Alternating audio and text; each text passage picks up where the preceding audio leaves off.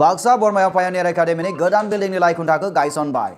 दिनै 24 नभेम्बर खालाराव बरमा नोगोरनि बाथौपुरियाव पायनियार एकाडेमिनि गाहाय लाइखुन्थाखौ गायसननानै होयो बिटिसिनि लेङाइ मावफुं सोद्रोमा एबा सोलोंथाइ बिफाननि EM खाम्फा बरगयारि बिथाङा। खुलुमबाय बड'लेण्ड खौरांनि गासै नायगिरि नोंथांमोनखौ बड'लेण्ड खौरांनि स्टुडिअ'आव बरायबाय आं रुवामेन बरुवा। बाक्सा बरमायाव पायनियार एकाडेमिनि गोदान बिल्डिंनि लाइखुन्थाखौ गायसनबाय। गिबि गिबियावनो आं बड'लेण्ड रादाब आरो बड'लेण्ड खौरांनिफ्राय फैनाय खौरां बुथुमगिरि बिथांमोननिसिम आं पायनियार एकाडेमि मेनेजिं कमिटिनि चेयारमेन जानानै नोंथांमोननो आंनि गोसो गोरबोनि खुलुमनाय आरो गाहाम हामलायनाय आरो बरायनायखौ जासिग्रोबाय। दिनै जोङो पायनियार एकाडेमिनि जिथु मोनसे बिराद गिदिर जोंनि लुबैनायमोन आरो जेनेबा बिथां सोलोंथाइ बिटिसिनि सोलोंथाइ EM बिथां खाम्फा बरगयारि सानि जोहैनो जोंनि जिथु एकाडेमिक बिल्डिं बेनि जिथु मेइन पस्ट प्राइम पस्ट बेखौ लेक खालामनो थाखाय आरो बियो जाना थांबाय। दिनै 24 नभेम्बर खालाराव बरमा नोगोरनि बाथौपुरियाव पायनियार एकाडेमिनि गाहाय लाइखुन्थाखौ गायसननानै होयो बिटिसिनि लेङाइ मावफुं सोद्रोमा एबा सोलोंथाइ बिफाननि EM खाम्फा बरगयारि बिथाङा। एकाडेमिया रिसेन्टलि बे बरमायाव खुलिजानाय मोनसे स्कुल बेहाय जुनियर कलेज लेभेलनिफ्राय आरम्भ खालामदों। बियो जेरैहाय नामा पायनियार थिग बिब्दिनो पायनियारिं रल लादों बे बाक्सा बा बरमा ओनसोलाव। सेन्ट जन्स स्कुलाव फरायनाय गथ'फ्रा मोजां पारफर्म खालामदों एकाडेमिकआव। थ' बिथांमोनहा बहुदा गुवाहाटियाव क'क्राझाराव बा गुबुन जायगायाव थांनानै फरायहैनो हाया। बेखाय बे जायगायाव प्राइभेट कलेज खालामनानै गुबुन गुबुन जायगायाव जेरैहाय मोजां एकाडेमिक एनभायरनमेन्ट एटमस्फियार क्रिएट खालामनानै स्टुडेन्टसफोरखौ मोजां गाइड खालामनो हादों। बे पायनियार इन्सटिटिउसननि दारैबो बेबायदिनो मोजां गाइड खालामनो हादों। आं आसा खालामो बिथांमोनहा मोजां इनफ्रास्ट्राक्चार खालामनायनि जि प्लेन लादों दिनै आंखौ फाउन्डेसन खालामहोदों बेखौ मोजाङै मावफुंलांनो हागोन आरो भबिष्यताव बे पायनियार एकाडेमिया बरमा बा बाक्सा ओनसोलाव मोजांथार मोनसे एडुकेसन इन्सटिटिउसन जानानै फैदों। ओरैहाय पायनियार एकाडेमिनि लाइखुन्था गायसननाय हाबाफारियावनो फुंबिलिनि 10 रिंगा आरज गाबनायजों जागायनानै फुंबिलिनि 11 रिंगायाव एकाडेमिक बिल्डिंनि गाहाय लाइखुन्थाखौ गायसननानै होयो बिटिसिनि लेङाइ मावफुं सोद्रोमा खाम्फा बरगयारि बिथाङा। Open meeting inaugurator Honorable EM मख'नो गोनांदि हाबाफारि बायदि पायनियार एकाडेमिनि बयज हस्टेलनि लाइखुन्थाखौबो गायसननानै होयो बिटिसिनि EM अनसुमै खुंगुर बर' बिथाङा। लाइखुन्था गायसननाय बुब्लियावनो पायनियार एकाडेमिनि सामलाय आफादनि मासिगिरि मनिन चन्द्र बर' बिथाङा बेबायदिहाय बुंथियो। दिनैनो जोंनिनो बिटिसिनि EM आबाद बिफाननि EM बिथां मानाव गेदेर अनसुमै खुंगुर बर' बिथाङा दिनै लोगोसे बिथाङा बेखौ खन्थाइ खुन्थियाखौ गायसनबाय। गथ'फोरनि सोलोंथाइखौ बेंथाइ होनायाव हस्टेला मोनसे गोनां बिफाव लानायनि गोनांथिखौ नायहरनानै हस्टेलनि लाइखुन्थाखौ गायसननाय जादों होननानै बिथां बर'आ बुंथियो। जे जोंनो जिथु हस्टेल फेसिलिटिया मोनसे सोलोंथाइ बिथिं लाबोनाय बेलायाव आरो बा गथ'फोरखौ मोनसे बेंथाइ होनायनि बेलायाव हस्टेला बिराद मस्ट इम्परटेन्ट मोनसे वान बेयो मोनसे एक्सुवेलि वान। बेखायनो जोङो बेखौ गोनांथि नोजोर 2015 मायथाइयावनो गायसनजानाय पायनियार एकाडेमिनि रिजाल्टखौ 2017, 2018 आरो 2019आव 100% होननानै फोरमायदों बिथां बर'आ। नोंथांमोननि जिथु बे फरायसालिनि रिजाल्टनि बागै बुंगोन।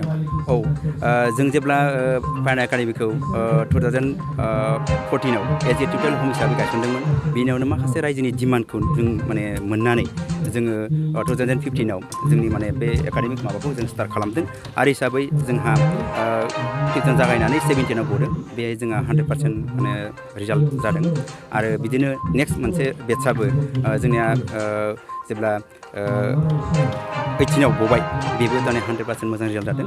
बेनिफ्राय आरो 19आव गनायाबो जोंना 100% रिजाल्ट जादों। बिथां बर'आ बरमा ओनसोलाव स्टेन्ड खालामनायखौ मिजिंथिदों। दासिम जों खोनानायाव बे जोंनि बरमारियाव जेबो स्टेन्ड खालामफेराखै थ' माबा मिजिं दं नामा? औ बेखौ एसे दुखुयै बुंनांगोन जों गोब्राब नाजादोंमोन सिलेक्टेड स्टुडेन्टखौ जोङो स्पेशल क्लास आरो बिसोरनो कचिं बेबस्थाबो होदोंमोन नाथाय जों मोननो हायाखिसै। बे बेलायाव हयथ' जों मेनेजमेन्ट कमिटिनिफ्राय माखासे टिचारफोरखौ मिजिं लानानै जों गोब्राब नाजादों आरो इन फिउचार हयथ' जोंनि बे कलेजनिफ्राय स्टेन्ड खालामगोन होननानै जों मिजिंथिदों। गुन गोनां सोलोंथाइनि थाखाय मोजां गुन गोनां फोरोंगिरिफोर थिसननाय जादों होननानै बिथाङा मिथिनो होदों। तो क्वालिटी इडुकेशन होनायनि बेलायाव नोंथांमोना मा राहा लादों?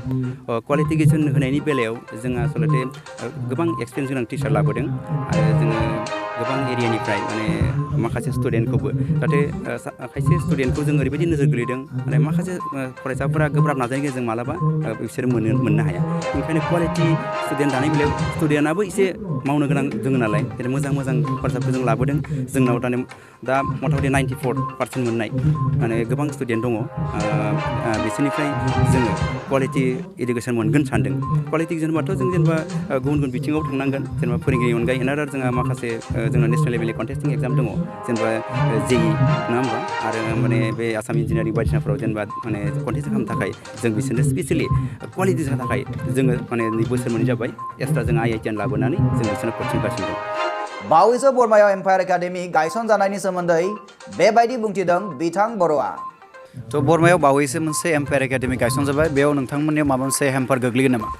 दाथ' जोङो बेखौ जों जेबो सानाखै मानो होनबा माने जोंना ग्रेजुवेलि एनुवेलि ओरैबायदि माने जोंनि BTC आव माने फार्स्ट डिभिजन मोननाया मर देन 14-15 माने 100 माने गथ'फोरा पास जागासिनो दङ। होमबा जोंनियाव इनटेक केपासिटिया माने जोंनिया 400ल'सो। होमबा बाखिनि स्टुडेन्टआ बहा फरायगोन? गतिके बेबायदिनो not only इम्पायार education but एनादार in that बाक्सायाव गुबुन माने जिथु बिदिनो गोदान माने अनुस्थान दङ बिसोरखौ फरायनांगोन।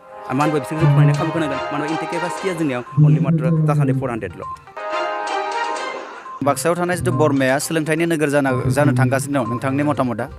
आं बेखौ नोंथांमोननि सिगाङाव माने बुंगोन बेखौ बयबो बुंदों आरो जोंबो लुबैदों।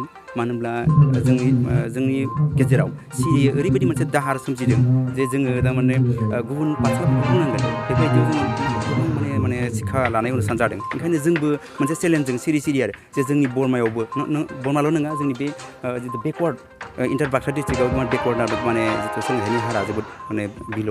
बेनिखायनो बेखौ जों लुबैदों आरो बे ओंखारनांगौ आरो बेनि मोनसे चेलेन्ज मोनसे जानांगौ। तो नोंथांमोननि बे एकाडेमिनि थाखाय माबाफोर सोरखारि एसिस्टेन्ट मोनदों नामा? बेखौ बुंनांगोन। अबयसे जोङो बे सिस्टेमजों जों खारनो नागिरदों। नै बे समसिम जोङो माने गभर्नमेन्ट माने जेबो फाइनान्सियेल एसिस्टेन्ट मोनथ'वाखै। साबायखर थाबाय।